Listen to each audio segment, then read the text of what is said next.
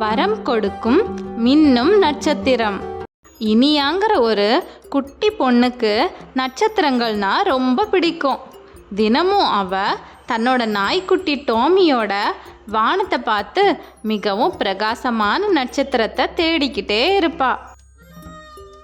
ஒரு நாள் அவ வானத்தை பார்த்துட்டு இருந்தப்ப அற்புதமான ஒரு விஷயம் நடந்தது. ஒரு குட்டி நட்சத்திரம் வானத்திலிருந்து இறங்கி அவளோட கைகளில் விழுந்தது. வணக்கம் இனியா.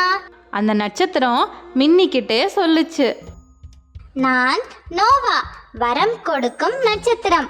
நீ 3 வரங்கள் கேட்கலாம் அப்படின்னு நோவா சொல்லுச்சு. இனியா ரொம்ப சந்தோஷத்தோட நோவாவை பார்த்தா. அவ ரொம்ப நேரம் யோசிச்சு, என்னுடைய முதல் வரம் என் நாய்க்குட்டி பேசணும் அப்படின்னு சொன்னான்.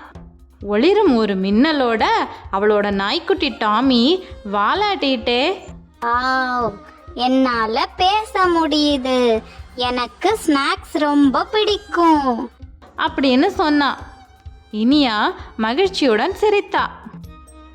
அப்புறம் அவ 2வது வாரம் என்ன சொல்லலான்னு யோசிச்சுட்டு நான் மேகங்களுக்கு மேலே போய் ஆடணும் அப்படின்னு சொன்னான். நோவா திரும்பவும் பிரகாசமாக மின்னிச்சு. உடனே இனியாவும் டாமியும் வானத்தில் மிதந்து மென்மையான மேகங்களில் துள்ளி விளையாடினாங்க. அவங்க சந்தோஷமாக மிருதுவான காட்டில் துள்ளி திரிஞ்சாங்க. கடைசியாக ஒரே ஒரு வரம்தான் இருந்தது. கடைசி வரமாச்சேன்னு இனியாவும் ரொம்ப ஆழமாக யோசிக்க ஆரம்பிச்சா. யோசிச்சு அவ நோவாவை பார்த்து, நீ எப்போதும் என் கூடவே இருக்கணும் நோவா அப்படின்னு சொன்னா.